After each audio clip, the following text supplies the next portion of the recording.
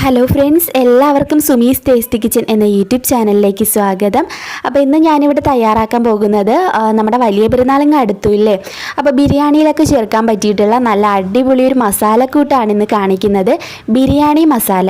അപ്പോൾ ഇതെങ്ങനെ ചെയ്യുന്നതെന്ന് നോക്കാം. അതിനു മുമ്പായി ഈ ചാനൽ ഇതുവരെയും സബ്സ്ക്രൈബ് ചെയ്യാത്ത ഏതെങ്കിലും കൂട്ടുകാരുണ്ടെങ്കിൽ ഒന്ന് വേഗം സബ്സ്ക്രൈബ് ചെയ്യുക. സബ്സ്ക്രൈബ് ചെയ്തിട്ട് വീണ്ടും സബ്സ്ക്രൈബ് ബട്ടണിൽ ഒന്നും കൂടെ പ്രസ് ചെയ്ത് ബെല്ലൈക്കണിൽ കൂടി ക്ലിക്ക് ചെയ്താൽ ഇതുപോലെ ഞാൻ വീഡിയോസ് ഇടുമ്പോൾ നിങ്ങൾക്ക് അതൊരു നോട്ടിഫിക്കേഷനായിട്ട് കിട്ടത്തുള്ളൂ.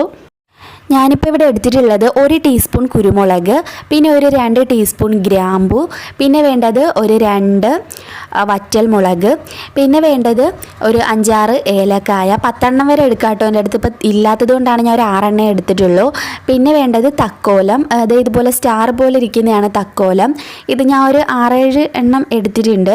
പിന്നെ വേണ്ടത് പട്ട, സിനമൺ, ഇതും ഞാൻ ഗ്രാമ്പൂവിനേക്കായി കൂടുതൽ പട്ടയാണ് യൂസ് ചെയ്തിട്ടുള്ളത്.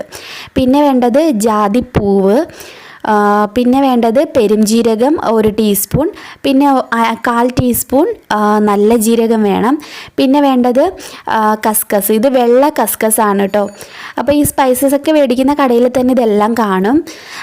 പിന്നെ ഞാൻ ജാതിക്ക എടുത്തിട്ടില്ല, എനിക്ക് കിട്ടിയിട്ടുണ്ടായിരുന്നില്ല. ജാതിക്ക ഉണ്ടെങ്കിൽ ഒരു 1/4 ഒരെണ്ണമായിട്ടല്ലേ കിട്ടുന്നത്, അതിൻ്റെ ഒരു 1/4 ഭാഗത്തോളം ജാതിക്കായ എടുക്കാം കേട്ടോ.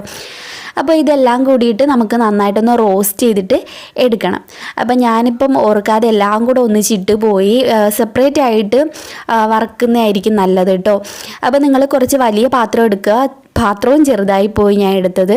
അപ്പോൾ നന്നായിട്ടൊന്ന് റോസ്റ്റ് ചെയ്തിട്ട് എടുക്കണം. കുറച്ച് വലിയ പാത്രത്തിൽ നമ്മുടെ ഈ ഒരു കസ്കസ് ലാസ്റ്റ് ഇട്ടാൽ മതി കേട്ടോ. അപ്പോൾ ഇപ്പം ഞാൻ ഇട്ടപ്പോൾ എല്ലാം കൂടെ അങ്ങ് ഒന്നിച്ചായി പോയി. അപ്പോൾ നിങ്ങൾ കസ്കസ് മാത്രം ലാസ്റ്റ് ഇട്ടിട്ട് ബാക്കി എല്ലാം കൂടെ ഒരു വലിയ പാത്രത്തിൽ ഇട്ടിട്ട് കുറച്ച് നേരം ഒന്ന് റോസ്റ്റ് ചെയ്യണം.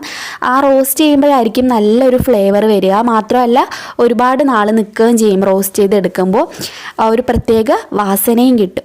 അപ്പോൾ എല്ലാം കൂടെ നന്നായിട്ട് റോസ്റ്റ് ചെയ്തിട്ട് ലാസ്റ്റ് നിങ്ങൾ ഈ ഒരു കസ്കസ് ഇട്ട് റോസ്റ്റ് ചെയ്തെടുത്താലും മതിയാവും. ഇതെല്ലാം കൂടെ നന്നായിട്ട് മൂത്ത് വരുന്ന സമയത്ത് നമുക്ക് തീ ഓഫ് ചെയ്യാം. എന്നിട്ട് ഇത് നമുക്ക് നേരെ ഒരു മിക്സിയുടെ ജാറിലേക്ക് ഇട്ട് കൊടുക്കാം. ഇനി ഇതെല്ലാം കൂടിയിട്ട് നന്നായിട്ടൊന്ന് ബ്ലെൻഡ് ചെയ്തിട്ട് എടുക്കാം. ശരിക്കും ഇപ്പം തന്നെ ആ ഒരു മൂപ്പിച്ചെടുത്തപ്പോൾ തന്നെ നല്ലൊരു വാസനയൊക്കെ വരുന്നുണ്ട്. അപ്പോൾ ബ്ലെൻഡ് ചെയ്തെടുക്കുമ്പോൾ ഒന്നുകൂടി നല്ല മണമാണ് ഇതിൽ വരുന്നത്. അപ്പോൾ അത് നമ്മൾ റെഡിയാക്കി എടുത്തിട്ടുണ്ട്. ഇനി നമുക്കിത് ചൂടാറുന്ന സമയത്ത് ഒരു ടിന്നിലാക്കി സൂക്ഷിച്ച് വെക്കാം കേട്ടോ. വളരെ കുറച്ചേ ഉള്ളൂ, നമ്മൾ എപ്പോഴും ഒന്നും ബിരിയാണി ഉണ്ടാക്കുന്നില്ലല്ലോ, അപ്പം ആവശ്യത്തിന് ഉണ്ടാക്കി വെച്ചാൽ മതിയാവും. നമ്മുടെ വീട്ടിലേക്ക് ഇത്രയും മതിയാവും, ഒരുപാടൊന്നും ഉണ്ടാക്കി വെക്കണ്ട.